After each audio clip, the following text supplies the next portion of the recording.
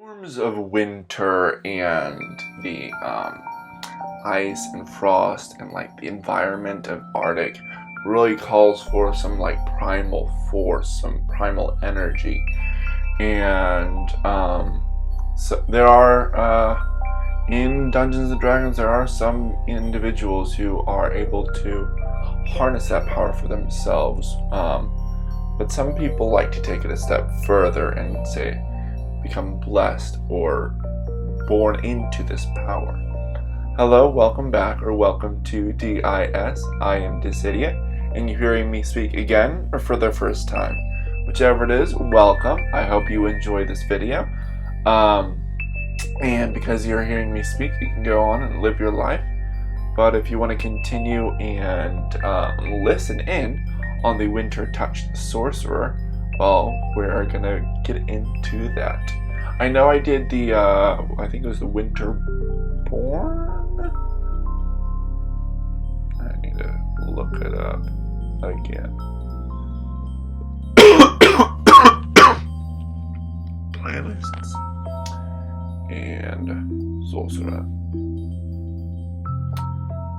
Winterborn. This is a Wintertouched. Very, similar-ish, but I was looking at it and the features are different enough for it to warrant its own. So without further ado, let's get into that.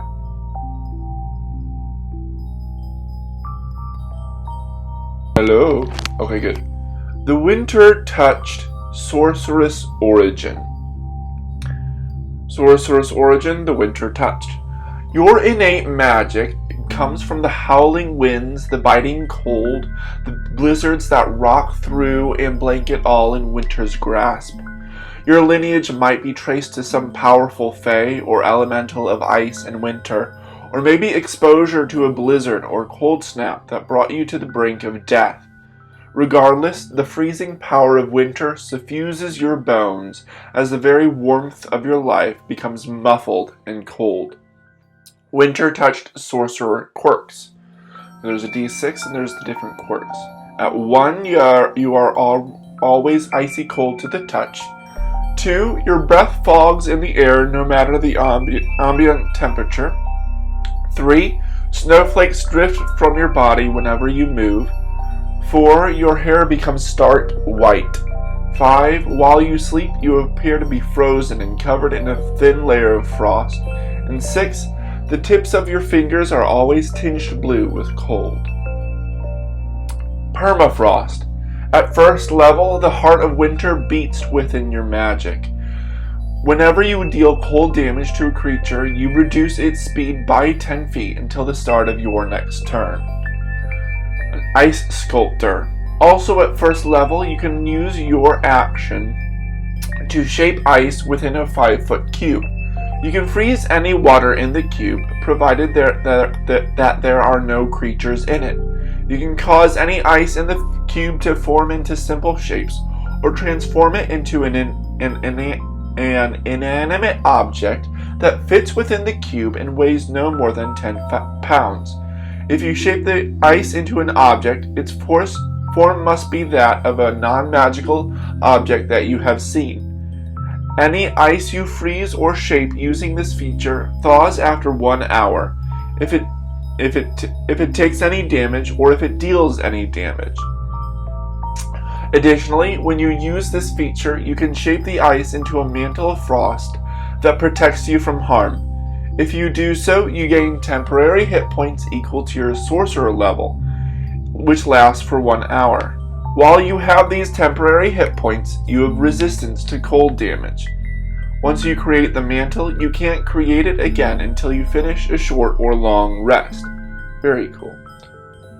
Sliver of Ice. Beginning at 6th level, when you cast a spell that deals damage, you can spend 1 sorcery point to infuse the spell with ice. The spell deals cold damage instead of its normal type. Additionally, whenever you cast a spell that deals cold damage, you can add your charisma modifier to 1 damage roll of that spell. Cool. Pardon me. Glacial Path. Starting at 14th level, As a bonus action, you can condense yourself to a mass of snow and ice and propel yourself forward up to 45 feet, leaving behind a line of frozen terrain behind you. The line is 5 feet wide and counts as difficult terrain until the start of your next turn. You must be able to see your destination and have a clear path to it.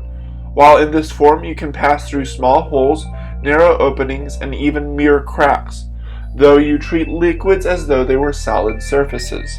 This movement does not provoke opportunity attacks. Cool. Very, very cool. Okay. And then finally, Lord of Winter. Starting at 18th level, you can spend 6 sorcery points as a bonus action to magically transform yourself into an embodiment of winter. In this form, you have immunity to cold damage, and in addition, any spell or effect you create ignores resistance to cold damage and treats immunity to cold damage as resistance to cold damage. You remain in this form for 1 minute. It ends early if you are incapacitated, if you die, or if you dismiss it as a bonus action. Cool. And that is it. Cool, cool, cool. Very cool indeed. And on to the review itself. For the review itself, story-wise, I really like it how you're touched by winter, like the Winterborn. I do like that, kind of showing how how it comes from there. Maybe you were blessed by a powerful fae or an elemental of ice in winter, or exposure to a powerful blizzard or cold snap or something. And then the quirks, I think those are similar to the Winterborn. I'm not sure. Permafrost, I know all the features are different. Permafrost I like because it gives a special effect if you deal cold damage to a creature, which is really cool. I like that because it doesn't have you can't change anything to cold damage, but when you deal cold damage, it does that. It's just like a special effect. Ice Sculptor, I like that too. It's kind of like Shape Water, except for Shape Ice. And then you can, if you want to, you can shape the ice into a mantle that protects you from harm, kind of like, what is it? Armor of Agathis, which is like the, ice thing around, ice armor around you. I could say, no, I think it would be either you choose, or whichever temporary hit points you choose that, but you also have resistance. You have these temporary hit points.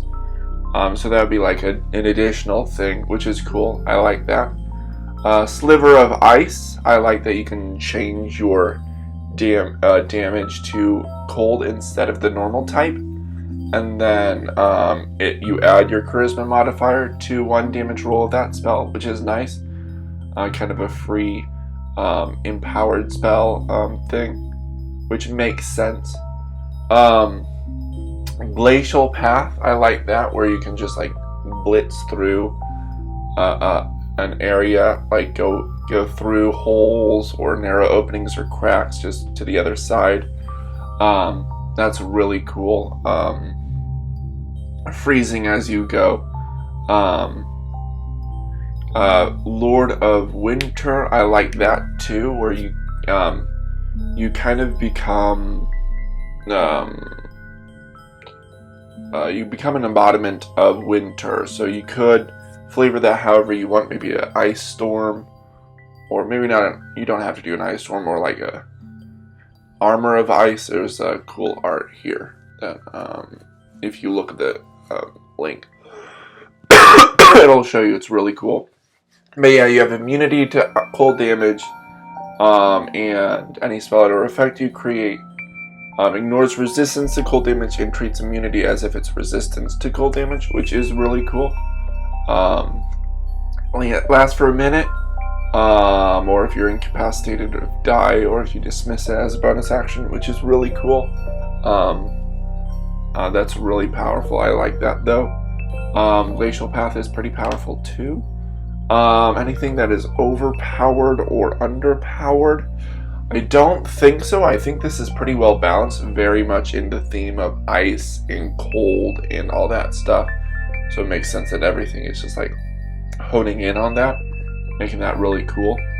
I really like elemental stuff. So yeah, anything with that I'm all for.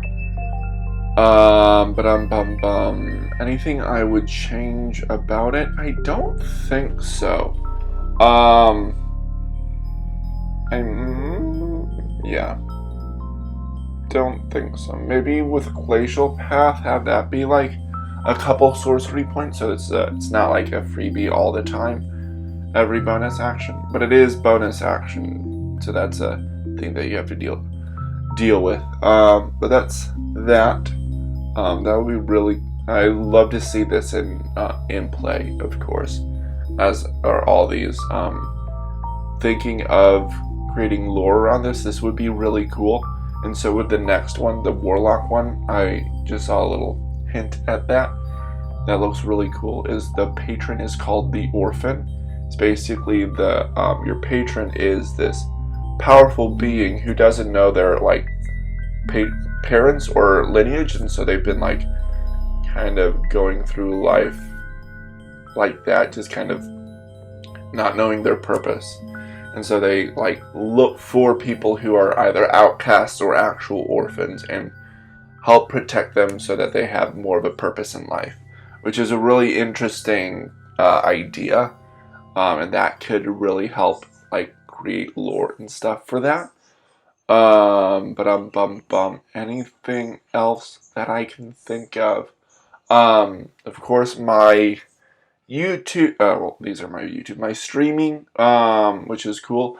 I've started as of videotaping this. I've started on Neverwinter on Wednesdays, and on Fridays I'm doing Lego Star Wars game, whatever that's called. I think it just might just be Lego Star Wars.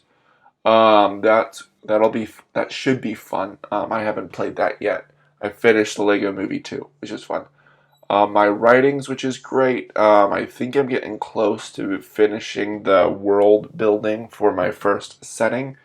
Then I'll go on to the next one. I'm sure I can expand on those later, and I plan to. But that's that. Anything else? Of course, my sister's idea of the bar, D&D inspired bar, that should be really cool. Just getting the ball rolling for that. Anything else? Not that I can think of. Was there something else? Maybe. I'm not sure. I'm trying to think. Thinking is hard. Oh yeah, if you wanted to join my team to make these stuff better, go ahead and email me or comment down below. Also, comment down below if there's anything you would change about this, or something you really like, or if you've played this and you think you like this part or that part or whatever, or if you want to join me with doing this. Anything else? Not that I can think of. I'll see you guys in the next video, or the next video. Either the lore crafting for the Wintertouched, or the review for the Orphan Patron. Whichever one, those should be really interesting. I look forward to seeing you guys there. Yeah. See you guys later. Dissidian out.